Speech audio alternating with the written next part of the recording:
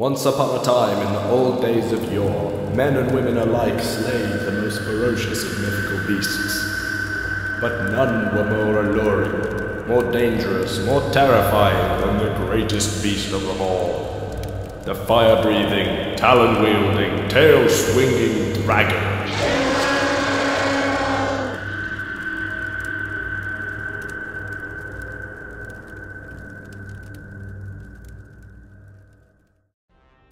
Yes, the dragons are the most terrifying beings of our time, bringing with it death and destruction to all those who cross its path. And who better to exemplify this than this little bastard?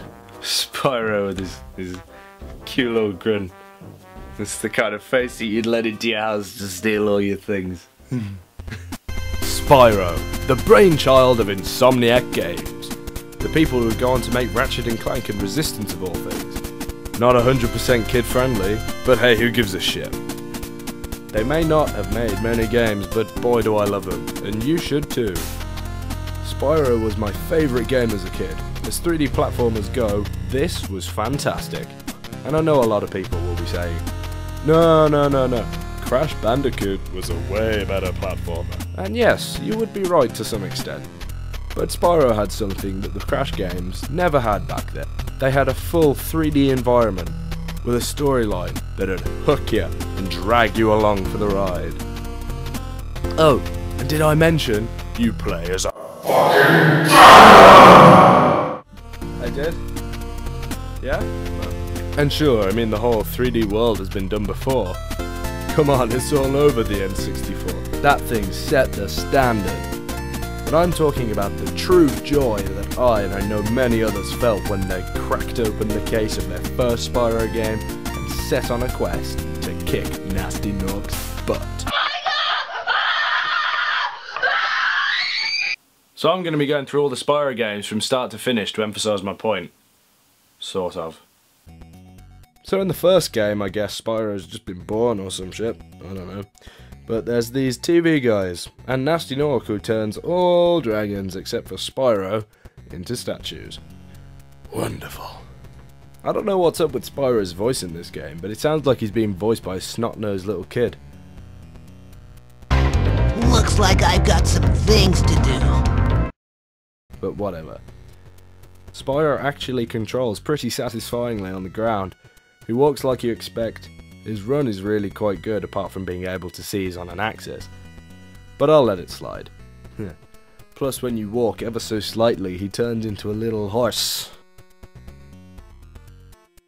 Oh, it's so cute! So anyway, you wander around looking for dragons and treasure and shit. Cause, you know, that's what dragons do. Well, Spyro does anyway.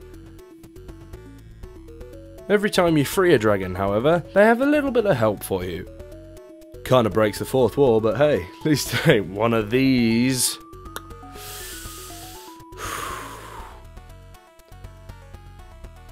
But sometimes they just say dumb shit like this. Thank you for releasing me. Welcome to Magic Crafters. I want you to release the dragons, reclaim our treasure, and recover the eggs from those pesky blue thieves. A word of caution, little one. Wait until you grow big, like me, before charging those large enemies. Anyway, so the levels are all set out like Mario 64 and little portals you gotta find. I mean, hey, that's a played and tested system on these kind of things. It works. So you gotta get all the gems, all the dragons in each homeworld, in which there are 6. So it's fair to say there's a lot of thought gone into this game. Even into the AI. I love burning down these tents, the way the enemies interact with you is just fantastic.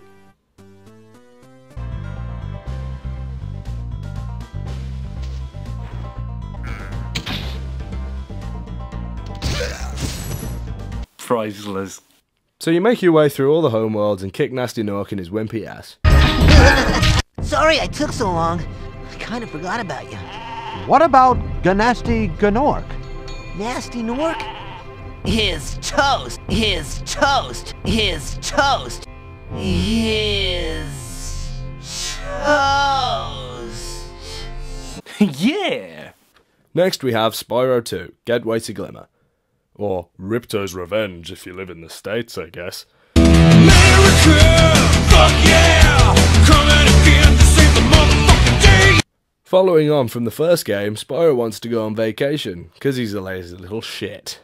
But hey, at least his voice sounds normal in this game. Looks like we should go on vacation. Somewhere warm, somewhere sunny. Dragon Shores! Yeah, I haven't been there since we kicked Nasty Nork's butt. How about it, Sparks? And then this shit-for-brain scientist decides to fuck up Spyro's vacay plans by dragging him to Avalar. How nice! Now this professor guy has a fawn and a talking cheetah for buddies. So then we get introduced to Ripto, who is an asshole. Suffers from something we like to call little man syndrome. Means he's got a real small dick. So again, Spyro controls real satisfyingly. The controls are a lot smoother and more fluid considering it's only a year since the first game, and the graphics are much cleaner too. So in this game, you gotta get talismans, orbs and gems so you can progress. I mean yeah, it's a collectathon of sorts, but I'm cool with that, especially seeing as it's mostly a core game mechanic, and hey, it also makes for some replayability later in the game, which is nice. But there's one person you want to kill even more than this shit-for-brains Ripto. This fucking bear Moneybags. He makes you pay to get past things. Like seriously. Oh, you want to use this 10-foot bridge? That'll be 200 gems. Want to learn how to swim? 400 gems. Want to learn how to climb a ladder? 400 gems. Fantastic. But that is the only thing that gems are actually used for in this game, so I guess it's not too bad. But still, not bad.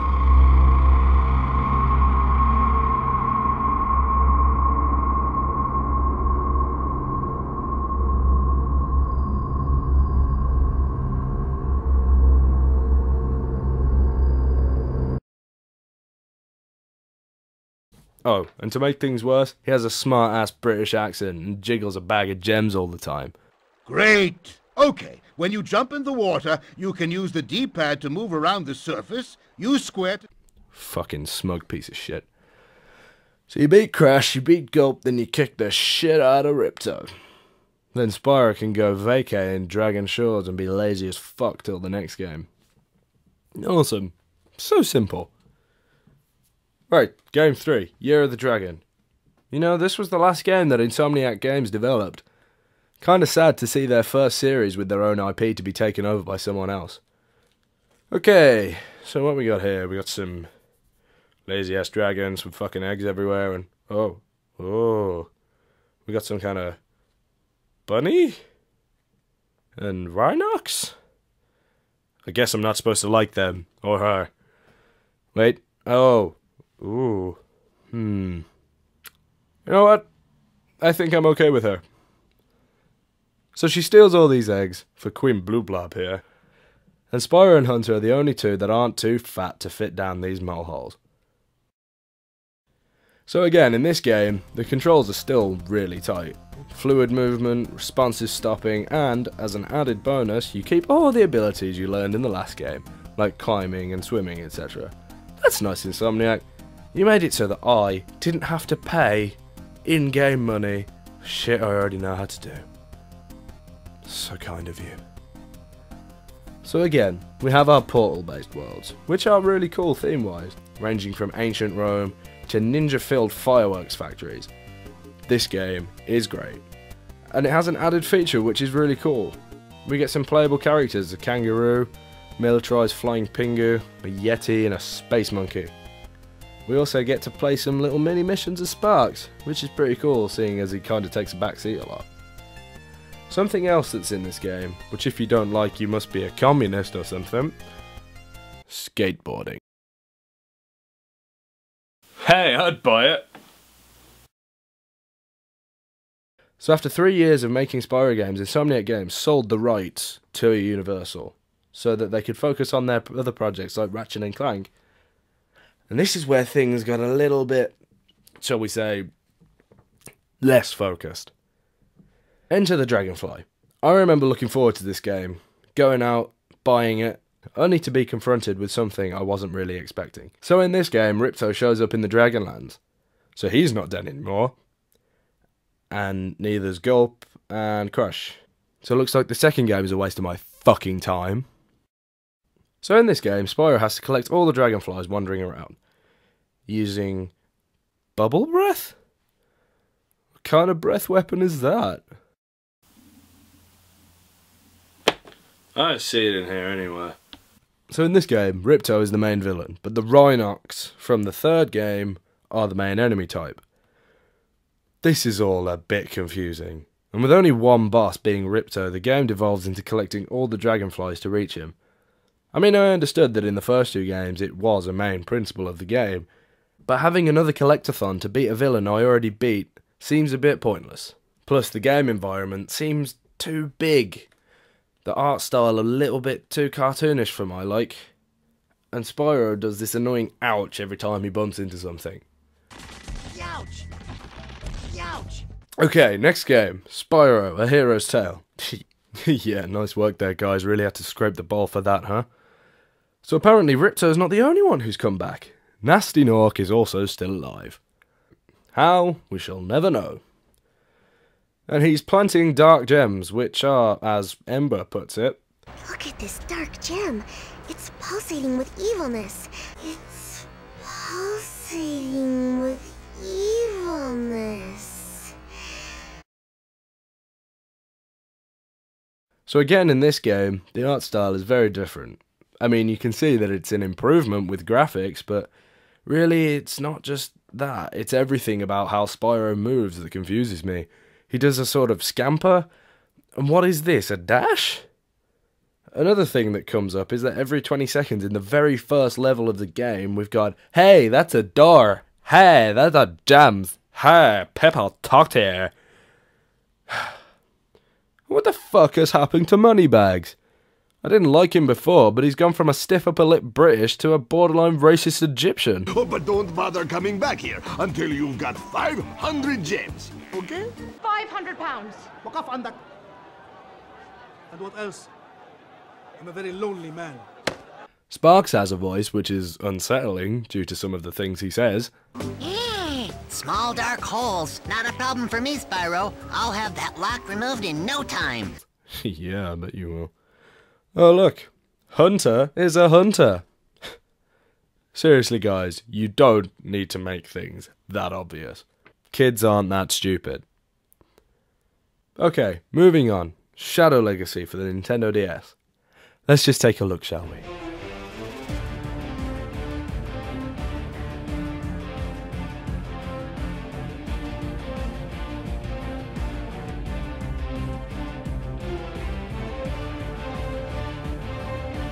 I have no words.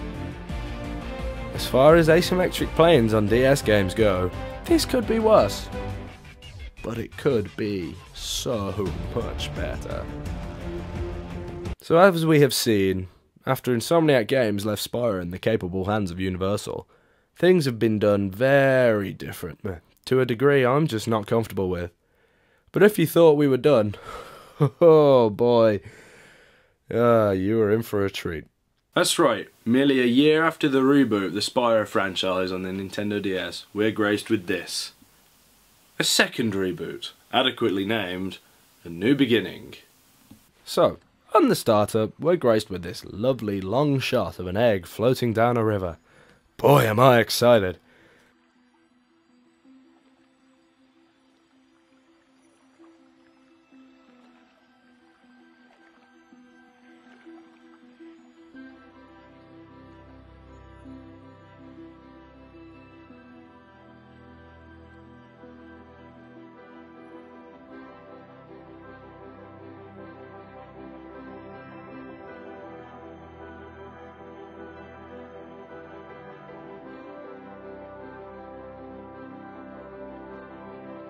And we got some cast members here. Elijah Wood as Spyro. David Spade.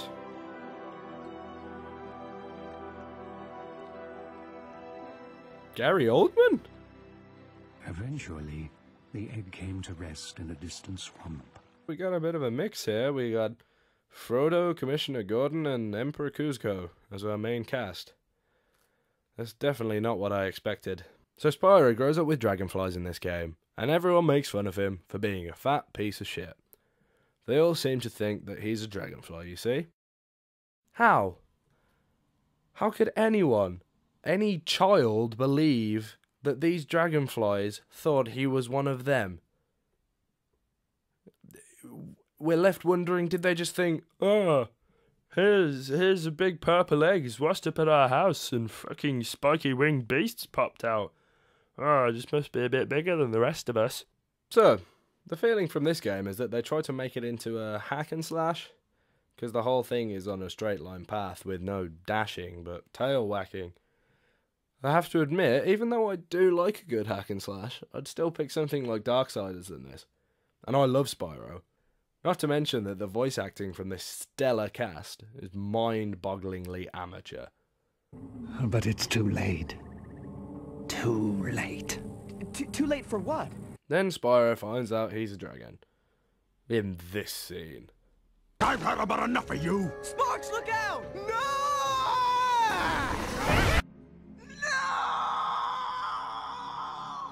It's not that I don't like this game, it's just I see a lot of things wrong with it. I mean, hey, maybe I'm not seeing things that other people do, you know. So Spyro finds out he's a dragon, blah blah blah. Next! Spyro, the Eternal Knight. So we start off here, at the end of the last game, with this Cinder bitch dying and shit. She gets sucked into a big swirly vortex, and naturally the only thing Spyro can do is follow her. When you find her, she's all, "Oh my god, I'm so sorry, how could I be so foolish? Please forgive me as my voice is the closest thing to sex appeal in this game." So you have to go do some things and some other things and dragon time!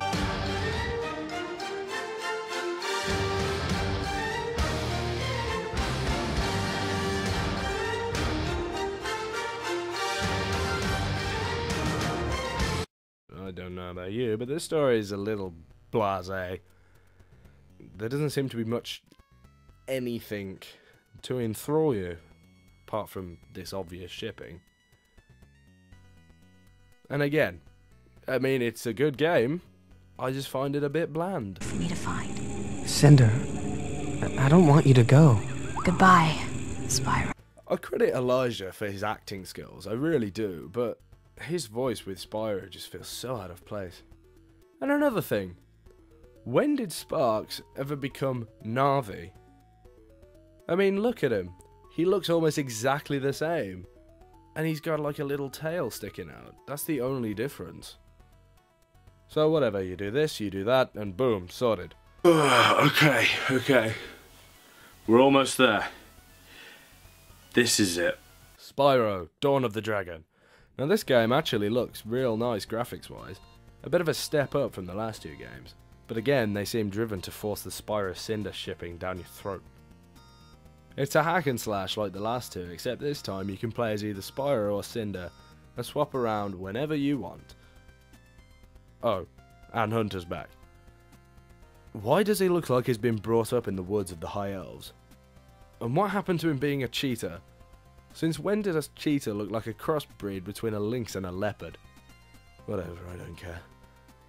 So Spyro and Cinder have been gone for 3 years apparently, which is another plot device I seem to care very little for. They seem to have gone for a very Fable-esque style of leveling up.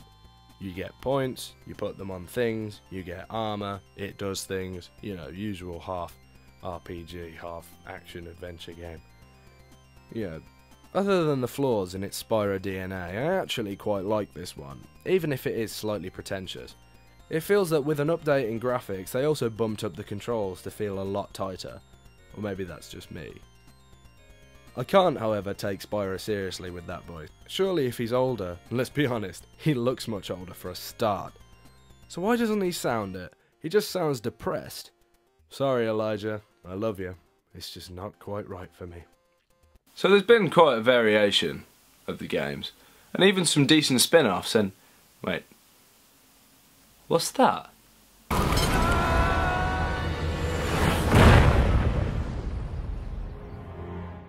Oh no. What have they done? They took Spyro. They took him and turned him into a fucking interactive game about toys. All credit to the producers for thinking this up, however. What better way to make money on your game by creating a form of DLC that kids will want to buy because they want to collect them all? They have successfully combined the needs and wants of both collectors and spoiled children everywhere. I must applaud you guys, even though what you do is evil. I remember first seeing the trailer for this and I thought, wow, a new Spyro game, but this is not what I had in mind. It plays like a Lego game, for Christ's sake. Not saying there's anything wrong with Lego games, I love Lego games, but this game style with this game... No, I'm not having it. I'm not having it. Although, I do think Spyro's voice sounds a lot better in this one. What should we do today? We could go swimming, we could go to the lava pits, oh, we could go fishing. That's kind of weird though, since you're a fish. But he's not even shown in the later trailers of the new Skylanders updates. I guess they just needed a mascot to lead the charge, then throw him under the bus when he wasn't needed anymore. I'm done with this. Well guys, I hope you learned something today. That everything seems better when you're drunk, and sleeping on the floor is just as good as sleeping standing up. See you next time. Hey guys, thanks for watching. If you want to see more like this, hit like and subscribe. If you have any ideas or more videos, leave a comment or follow me on Twitter.